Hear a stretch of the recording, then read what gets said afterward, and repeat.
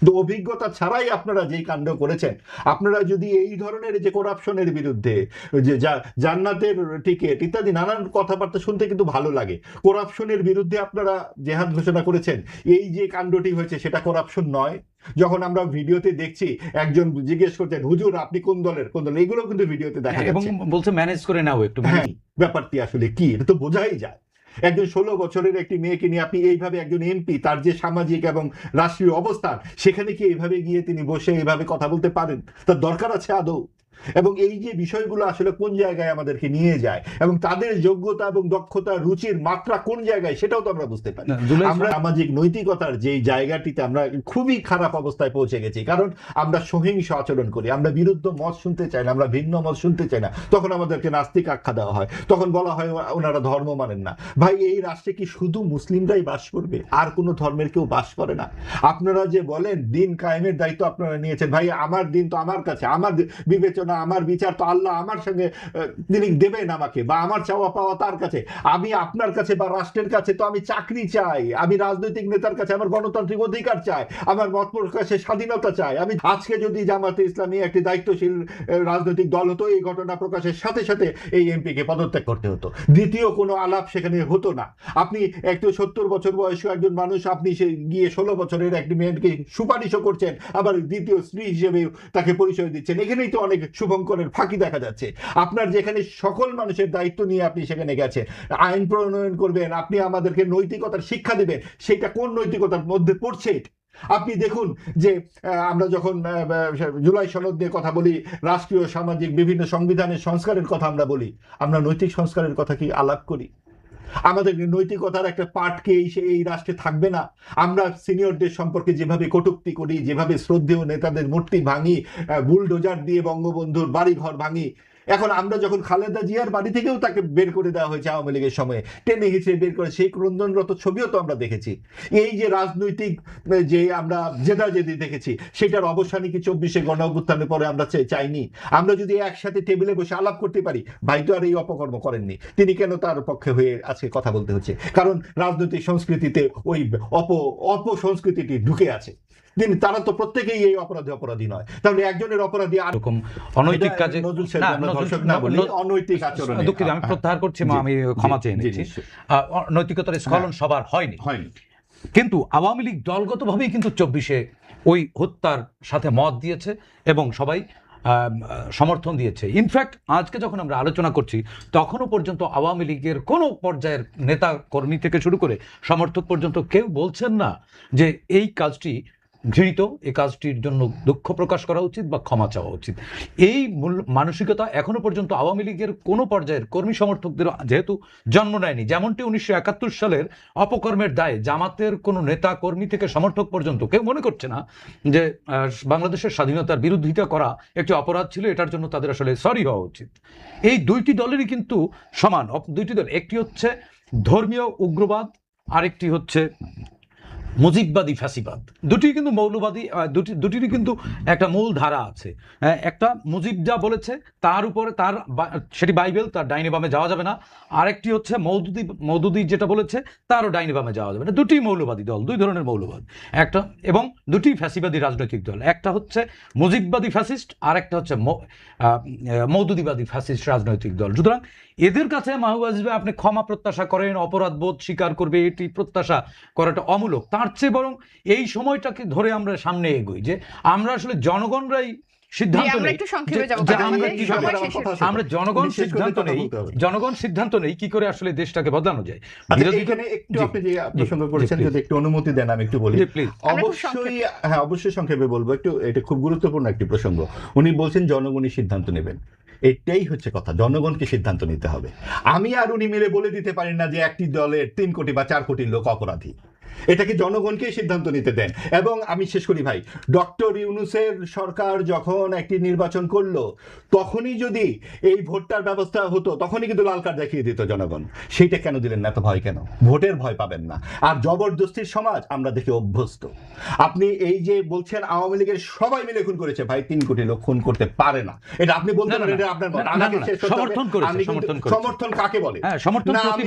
আমি জানি আওয়ামী লীগের অনেকে 24শে গণ অভ্যুত্থানের ধরনের রাস্তায় ছিল না, এরকম আমি জানি, এটা আমি বলছি, আপনি বললে তো হবে না, আপনারটা আপনি বলবেন, আপনি কি আমার কথা আমার মুখে, আপনার শব্দ আমার মুখে বসাইতে পারবেন? আমি বলছি যে অনেকেই সেটা আপত্তি করেছে, অনেকেরই সেটা এখন নানান ধরনের সমর্থক আছে। অনেক সাধারণ যে চাকরিজীবী, সাধারণ যে কৃষক শ্রমিক, তারা কি আওয়ামী লীগের বেনিফিশিয়ারি নাকি? এই যে প্রান্তিক মানুষ, আমরা কি গ্রামে যাই না? তারা তো কিছুই, যে এই মূল ধারা রাজনীতির সাথেই তারা সম্পৃক্ত নয়। তারা, ভাই কথা শেষ করতে দিবেন, এই জবরদস্তির সমাজ আমরা দেখে অভ্যস্ত। আজকে যখন এই কথা বলা হবে যে সিনিয়র সাংবাদিক আওয়ামী লীগ আনতে চায় এবং আমরা টাকা খাচ্ছি, দিল্লি থেকে আমাদের টাকা আসছে, টাকা ছাড়া কিছু চলে না। ভাই আপনারা যখন বিপদে ছিলেন, আওয়ামী লীগ যখন এই জবরদস্তি করতো, আমরা তখন লিখেছি, তখন আমাদেরকে বলা হতো আপনি বিএনপি জামাত, আপনারা আগুন সন্ত্রাসী, বিএনপি টাকা খান। আর এখন আমাদেরকে বলা হচ্ছে আমরা আওয়ামী লীগের টাকা খাই। আমরা টাকাই খাই, আমরা বাংলাদেশের টাকা খাই, এবং আমরা এই জবরদস্তির সমাজে সকল ধরনের বিরোধিতা করার সুযোগ চাই। আপনি বলেন না, আপনি বলতে দেন না, আপনার জনগণই তো তাদেরকে বাদ দিয়ে দিবে। যেমন বাদ হয়ে গেছে মুসলিম লীগ, যেমন বাদ হয়ে গেছে জাতীয় পার্টি, যেমন বাদ হয়েছে ফ্রিডম পার্টি। আপনারা বাড়াবাড়ি যারাই করবেন তারাই বাদ হবেন। এবং বাংলাদেশে হেলিকপ্টার একটি শুধু নাই বা ছিল না। আপনারা যারাই স্বৈরাচার হবেন, বাংলাদেশের মানুষ 24-এর গণ অভ্যুত্থানের পর কথা বলতে শিখেছে, চোখে চোখ রেখে কথা বলছে। আপনাদেরকে আরো নানান হেলিকপ্টারের বন্দোবস্তও আছে। যে আমি একটু সাইদ খানের কাছে যেতে চাই, আমরা একটু প্রেক্ষাপট আমাকে একটু বলতে দিতে হবে, দুজনকে আপনি বলেছেন। আমি প্রথমে তো সাইদ খান ভাইয়ের একটা বক্তব্যের তীব্র নিন্দা জানাচ্ছি এবং বিরোধিতা করছি। সেটা হলো উনি আওয়ামী লীগ এবং জামাতকে এক করে ফেলছেন, যে দুইটাকে উনি হলো অপরাধী বলছেন। একটা জিনিস খেয়াল রাখতে হবে, 1971 সালে জামাত হলো বাংলাদেশের মুক্তিযুদ্ধের বিরোধিতা করছে, এটা সত্য, এটা ঐতিহাসিক সত্য, এটা স্বীকার করার কিছু নাই।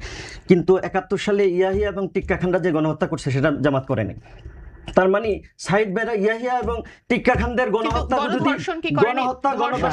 জামাতের উপরে চালাতে চায়, তাহলে এটা নিঃসন্দেহে এটা অপরাধের প্রতিবাদ না করা বা সমর্থন করা, অপরাধকে সমর্থন করাটা কি অপরাধ নয়? না না, শুনেন, আপনি আওয়ামী লীগ অপরাধ করছে, গুলি করছে। আপনি দৈনিক সংগ্রাম পত্রিকা 1971 সালে দৈনিক সংগ্রাম পত্রিকা পড়েন। সাইদ ভাই, আমি সব কথা বলছি, আপনার কথার সময় আমি কথা বলি না, আমি আপনাকে জেন্টলম্যান মনে করি, সুতরাং আপনি কথা বলবেন না আশা করছি। আপনি বলেন যে 71 সালে ইয়াহিয়া এবং টিক্কা খানের বাহিনীরা যে অপরাধ করেছে, তারা যে খুন করেছে, ধর্ষণ করেছে, সেই অপরাধ জামাতের অপরাধ না। আর 24-এর যে গণহত্যা, আওয়ামী লীগ নিজের রাষ্ট্রে হলো ক্ষমতায় থেকে জনগণের টাকা দিয়ে কেনা অস্ত্র দিয়ে জনগণকে গুলি করেছে, এই দুই অপরাধকে আপনি কিভাবে একসাথে করছেন, কিভাবে মিলাচ্ছেন? সুতরাং এটা খুবই মানে একটা বাজে ব্যাপার যে ওনারা ওই পাকিস্তানিদের অপরাধকে জামাত মুক্তিযুদ্ধের বিরোধিতা করছে, এটা একটা ভিন্ন কেস। আলবদর আল শামস কারা বানিয়েছিল, কাদের নেতৃত্বে ছিল আলবদর আল শামস? আলবদর আল শামসের অপরাধ কি সেটা কাদের নেতৃত্বে ছিল? বের করেন না, আপনি বলেন, আপনি তো সব জেনে এসেছেন, কার নেতৃত্বে ছিল? আপনি বলেন না জামাতের কোন নেতা। আমি বললে তো আপনি বলবেন আমি বানিয়ে বলছি। আপনি বলেন আলবদরের নেতা কে ছিলেন? আপনি বলেন 71 সালের পর থেকে 72-এ যে আইন হলো, আইন দরকার নাই, আলবদরের নেতা কে ছিলেন? 72 থেকে 75 পর্যন্ত যে বিচার হলো, একটা লোক জামাতের গ্রেফতার হলো না, একটা লোকের ব্যাপারে মামলা নাই। আশ্চর্য ব্যাপার, ঘটনা আজকে ঘটছে, কালকে মামলা হবে না, মামলা হয় হলো 41 বছর পরে। কামরুল ভাই, 71-এর কালি আপনার আমার ব্যক্তিগত গায়ে নাই তো? না না, কালি অসম্ভব কথা, কালি থাকা আর আমার গায়ে নাই তো, দুইটা তো এক জিনিস না। শুনেন, আপনি এই জায়গাটা আপনি হলো ভুল তথ্য দিচ্ছেন, আমি এটা দর্শককে পরিষ্কার করলাম। আল শামসের প্রধান কারা ছিল? এটা কি আলবদরের প্রধান কি টিক্কা খান ছিল? আলবদরের প্রধান কে ছিল? প্রধান যে ছিল না, তার বিরুদ্ধে আপনি যদি এলিগেশন আনেন কি এলিগেশন আছে? সেই এলিগেশন 71-এ আসলো না কেন, 72-এ আসলো না কেন, 71 থেকেই তো 73-এ আসলো না কেন? কোনো মামলা নাই, জিডি নাই, কেন নাই?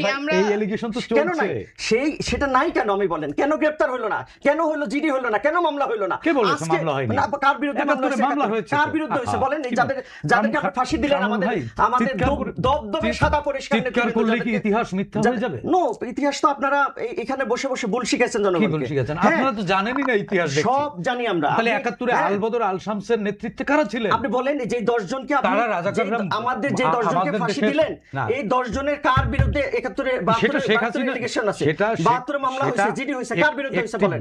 তাহলে আমি যদি অপরাধ করতাম আজকে, আমি যদি আজকে, তাহলে আপনি উঠাইলেন কেন? আপনি তো ঠাস করে বলেন আওয়ামী লীগ এবং জামাত হলে একই চরিত্রে, একটা হচ্ছে ধর্মীয় ফ্যাসিস্ট আর একটা হচ্ছে মুজিববাদী ফ্যাসিস্ট। খুবই তীব্রভাবে না, আপনি বলেন আপনি প্রতিবাদ করতে যার যার মতামত কিন্তু দিবেন না, একটু আটকানোর তো কিছু না। উনি ওনার কথা বলছে, আপনি আমি সেটাই বলতে যাচ্ছি। তাহলে উনি তো কার্যকারণ খুঁজতে চাচ্ছেন। টপিক চেঞ্জ করে একটা বিষয় আমরা এই বিষয়ে আমার কথা আছে তো। এখন আসেন, শুনেন, এটা নিয়ে একটু আপনি 30 সেকেন্ড একটু থামেন ভাই, আপনি তো থামেন, আমার এই বিষয়ে কথা আছে। না ভাই শুনেন, 1971 সালের 16 ডিসেম্বর আত্মসমর্পণ দলিলে লেখা আছে পরিষ্কার, সিভিল আর্ম ফোর্স সেখানে আত্মসমর্পণ করে। সিভিল আর্ম ফোর্স এই জামাত ইসলামী, আল বদর, আল শামস 14ই ডিসেম্বর বাড়ি থেকে ধরে ধরে নিয়ে আপনাদের এই যে মুজাহিদি এবং এই সমস্ত নিজামী, এরা সব ছাত্র সংঘের সভাপতি, সাধারণ সম্পাদক ছিল। এগুলা হিস্ট্রির পার্ট, আপনারা বললে তো হবে না। আপনার সঙ্গে কথা বলে নিয়ে আপনাকে শুনতে হবে, শুনেন, ঠান্ডা মাথায় শুনেন, শেষ করতে দেন। হিস্ট্রির পার্ট 1971, এটা গোলাম আজম সাহেব থেকে শুরু করে নিজামী মুজাহিদের প্রত্যেকেই বাড়ি বাড়ি গেলে, আলিম চৌধুরীর বাড়িতে, তার বাড়িতে, শহীদের স্মৃতির বাড়িতে, সকলের বর্ণনা এখানে লেখা আছে। এটা আমার ওনার বানানোর কোনো ঘটনা নাই। আরেকটা কথা হচ্ছে কি, শোনেন, প্রত্যেকটা ঘটনা যে যেভাবে দেখতে চায়, আমরা যেরকম এই নজরুল ইসলামের ঘটনা একভাবে দেখছি, উনি কিন্তু নজরুল ইসলামের ঘটনা আরেকভাবে দেখবেন। ঠিক একইভাবে ওই 71-এর ঘটনা আমরা যেভাবে দেখছি, ওনাদের পূর্বপুরুষদের অপরাধ উনি দেখবেন না। একইভাবে আওয়ামী লীগের ঘটনাও, এখানে অনেক রকমের ঘটনা এখানে দেখা হবে। আমার কথা হচ্ছে, সবাইকে সবার কথা বলতে দেন, কিন্তু আইনের বিধিতে, দেশের আইনের, প্রচলিত আইনের জিনিসটাকে আপনি হাতে তুলে নেন না। চিফ প্রসিকিউটর তাজুল ইসলাম, সাবেক চিফ প্রসিকিউটর, বলেছেন ম্যানিলা রোপ নিয়ে রেডি আছি, শেখ হাসিনা আসার সাথে সাথেই আমরা ফাঁসি দিয়ে দেব। আপনি কে আমরা বলার? এইটা দেশ না, এই দেশে সরকার নাই, 2/3 ভোটে নির্বাচিত হয়েছে সরকার গণতান্ত্রিকভাবে, আইন আছে, আদালত আছে, সেইখানেই বিচার হতে হবে, এবং সেই বিচারে যেটা হবে সেইটাই আমাদের দেশের সবাইকে মেনে নিতে হবে। আমরা আইনের ব্যাপারে, আদালতের ব্যাপারে আমরা একমত থাকি। যদি আমরা মব সন্ত্রাস করতে চাই, তাহলে যা হবে সেভাবে যে জামাত অস্বীকার করে, সেইভাবে বিএনপি অস্বীকার করে, যাওয়ার আপিলের সুযোগ থাকবে না। আপিলের একটা সময় আছে, সময়টা কিন্তু সেই সময় পার হওয়ার পরেও আপনি বললে তো হবে না। সেই সময় পার হওয়া আইনের ব্যাপার, আপনি সেই আইন করে দেবেন যেই সময় পার হয়ে গেছে। আসেন ম্যানিলা রোপ নিয়ে দাঁড়াই থাকি, এই হচ্ছে আপনাদের আইনের ব্যাপারে। সংবিধানে লেখা আছে ম্যানিলা রোপ নিয়ে দাঁড়াই থাকে চিফ প্রসিকিউটর, পুলিশও ফাঁসি দিতে পারে না। একটু আইন আদালত পড়ে কথা বলেন প্লিজ। আমি একটু বলি, আমার কথা কিন্তু শেষ হয়নি, মাঝখানে আজিজ ভাই ঢুকে গেছে। প্রথম আজিজ ভাই বললেন যে আমাদের নিজামী মুজাহিদ স্যার হিসেবে অনেক ব্যাপারে উনি নাম নিচ্ছেন, কিন্তু নাম নিয়ে বক্তব্য ক্লিয়ার করেন নাই, জাস্ট অনেক কথা বলে গেছেন। সালের আগে বাড়িতে বাড়িতে গিয়ে লোক তুলে নিয়ে গেছে। আপনার কথা শেষ, কোথায় শেষ? 2010 সালের আগে, কামরুল ভাই, আপনি দৈনিক সংগ্রাম পড়েন, 71 সালের দৈনিক সংগ্রাম পড়েন। এটা জিডি পর্যন্ত হয় না, না, সেটা দরকার নাই। দৈনিক সংগ্রাম পড়ে 1971 সালে নিবন্ধনমূলক আইন, আপনার জিডি না থাকলেই আপনার শেষ হয়ে গেল। সেটা আওয়ামী লীগের ব্যর্থতা। আওয়ামী লীগকে আপনারা দূরের কথা, মামলা তো দূরের কথা, গাঁটছড়া বেঁধেছিলেন, এরপরে জেল খাটা তো দূরের কথা। আমাদের এই নেতৃবৃন্দ বিপদে 2010 সালের আগে একটা জিডি পর্যন্ত হয় না। সেজন্যই তো 15ই আগস্টে তার উত্তর দিয়ে দিয়েছে। আরে বঙ্গবন্ধুরে সবংশে নিহত করেছে। আরে বঙ্গবন্ধু সবংশে নিহত করে দিয়েছে, পাকিস্তানি আর্মিকে মাফ করছে, সবংশে নিহত করেছে, 22 জন সহ। ঠিক আছে, না, না, না, আপনি তাহলে আপনারা সবংশে নিহত করেছে। আমরা শেষ সময় চলে এসেছি। আমি একটু সেই সময় কি পাবো? আমার কথা শুনুন, 1971 সালের কালি আপনার ব্যক্তি কামরুল হাসানের গায়ে নেই। ভাই, কেন এই কালির মধ্যে আপনি ঢোকেন? ওই কালি আমাদেরও আছে, আমাদের ভাইরা জানতো, আমাদের ভাইরা জানতো। না, না, না, না, শুনুন আপনারা এতদিন বসে বসে ভাই, 71-এর কালি, ভাই আমার কথা শুনুন, ভাই আমার কথা শুনুন, শেষ হবে না। আমি 15ই আগস্টে খুন করে তারা শেষ করেছে সেই বিচার। হ্যাঁ, আমার কথা হচ্ছে সবংশে চরিত্রগতভাবে। আচ্ছা, তাহলে 30 সেকেন্ড কাকে আগে দিবেন, কাকে? যেহেতু আপনি বলছেন আমরা সাইড থেকে দিয়ে শুরু করি, আমরা পর পর 30 সেকেন্ড। আমার কথা হচ্ছে, আমার কথা পরিষ্কার, এখানে 24-এর গণঅভ্যুত্থান হয়েছে একটি বৈষম্যহীন নিরাপদ বাংলাদেশের জন্য। জুলাই সনদের জন্য 24-এর গণঅভ্যুত্থান হয়নি। জুলাই সনদ টনদ এগুলো কিচ্ছু ছিল না। কামরুল ভাই, আমি এই জুলাইয়ে জেল খাটা মানুষ, আন্দোলনের মাঠে থাকা মানুষ, আমাকে নতুন করে সবক দিলে তো হবে না। 9 দফা থেকে 1 দফায় কি করে গেল সবটা আমি জানি। এখানে জুলাই সনদ ছিল না। 71-এর কালি মোচার জন্য 24-কে ঢাল হিসেবে ব্যবহার করবার সুযোগ নেই। যেমনি আওয়ামী লীগ 71-এর ফেরিওয়ালাগিরি করে এই দেশটা লুটে পেটে খেয়ে দেশটাকে ধ্বংস করে দিয়েছে, আমাদের সমাজটাকে ছিন্ন ভিন্ন করে দিয়েছে, আমাদের নিজস্ব যে সম্প্রীতি ছিল, যে সংস্কৃতি ছিল, সেটিকে ধ্বংস করেছে। ঠিক তেমনি 71-এর কালি মোচার জন্য 24-এর ফেরিওয়ালাগিরি করে, 24-এর অভ্যুত্থানকে পুঁজি করে জামাতও কোনোভাবেই 71-এর কলঙ্ক মুক্ত হতে পারে না।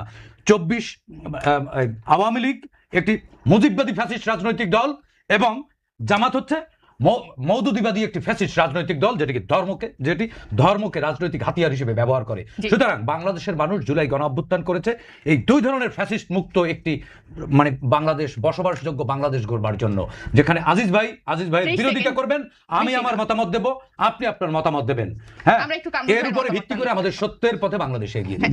জুলাই বিপ্লব হয়েছে একটা বাংলাদেশ, এমন বাংলাদেশ গড়তে চায়, গড়ার জন্য যে বাংলাদেশে করাপশন থাকবে না, অ্যাকাউন্টেবিলিটি থাকবে এবং হলো সুশাসন থাকবে, কেউ স্বৈরাচার হয়ে যাবে না, সেজন্য এবং সেইগুলো নিশ্চিত করার জন্যই আমাদের যে কনস্টিটিউশন, এই কনস্টিটিউশনে মৌলিক একটা কারেকশন দরকার। আর ওই কারেকশনটার নামই হলো জুলাই সনদ, যেটা সকল দলমত নিয়ে আলোচনা করে একটা সিদ্ধান্তে এসেছেন, গণভোটের মাধ্যমে সেটা জনগণ পাশ করে দিয়েছেন। এই সরকার ক্ষমতায় এসে সেটা পাশ করার কথা ছিল, কিন্তু দুর্ভাগ্য বিএনপি এটা করে নাই, না করে মানুষের ম্যান্ডেটকে তারা পদদলিত করেছে। বিএনপি ঠিক সেম আওয়ামী লীগের পথে হাঁটতেছে এবং আওয়ামী লীগের সকল বয়ান বিএনপি আবার হলো ফেরত নিয়ে আসছে। সুতরাং আমরা মনে করছি বিএনপি এর মধ্য দিয়ে আওয়ামী লীগের প্রতি মানুষ যে আচরণ করেছে, বিএনপি সেই আচরণের দিকে যাবে। সেকেন্ড কথা হলো যে 1971 সালে বাংলাদেশ জামাত ইসলামী মুক্তিযুদ্ধের বিরোধিতা, মানে দেশের স্বাধীনতার বিরোধিতা করেছেন। কি প্রেক্ষাপটে করছেন সেটা অনেক বিতর্ক, সেটা সঠিক না বেঠিক সেটা একটা ভিন্ন আলোচনা। কিন্তু এর মানে গত এই এত বছর ধরে এর কারণে জামাতকে হলো বিভিন্ন এলিগেশন, বিশেষ করে হত্যা, ধর্ষণ, অগ্নিসংযোগ, লুণ্ঠন, এই সমস্ত এলিগেশনে জামাতকে অভিযুক্ত করতে চেয়েছেন। কিন্তু 1971 সাল থেকে 2010 সাল পর্যন্ত এই ধরনের একটা এলিগেশনও জামাতের কোনো নেতৃবৃন্দর বিরুদ্ধে নেই। এবং এই যে 10 সালে এসে যে এলিগেশনগুলো নেওয়া হয়েছে, এগুলো সবই কল্পকাহিনী। এবং এই নেতৃবৃন্দ যাদেরকে ফাঁসি দেওয়া হয়েছে, ওনারা এর কোনোটার সাথেই কানেক্টেড ছিলেন না। যদি কানেক্টেড হতেন, দেখেন 24-এর গণ অভ্যুত্থানে যারা অপরাধী, আমি বলি যারা অপরাধী, তাদের কিন্তু পরবর্তীতে মামলা হয়েছে, সাথে সাথে মামলা হয়েছে। 71-ও এরকম মামলা হয়েছে, অনেকে গ্রেপ্তার হয়েছে, অনেকে মাফ করে দিচ্ছেন। হ্যাঁ, সেখানে কিন্তু জামাত এই নেতৃবৃন্দরা নাই। সুতরাং আমরা মনে করি গোলাম আজম 61 নম্বর আসামি ছিল। জনগণ এবং মানুষ কিন্তু এখন এই যে আমাদের আজিজ ভাই বললেন না, শেষ আমি 2 সেকেন্ড, আজিজ ভাই বললেন না যে জনগণ বিচার, হ্যাঁ জনগণ বিচার করছে, জনগণ 36% ভোট জামাতকে দিচ্ছে। জামাত যেটা 1991 সালে 12% ছিল, এরপরে তার এককভাবে সব নির্বাচন করে নাই পুরো আসনে, 300 আসনে, এবার 300 আসনে করলো, 36% ভোট দিচ্ছে। এবার একক ছিল না, তাও 36 হয়েছে। হ্যাঁ, সেটা সহ কিন্তু 42%। আপনাকে ধন্যবাদ। আবার আপনার কাছে আসবো, একটু মাহবুব ওজির কাছে সংক্ষেপে 30 সেকেন্ডে জানতে চাই। আচ্ছা শুনেন, 30 সেকেন্ড সমান করে দিতে হবে।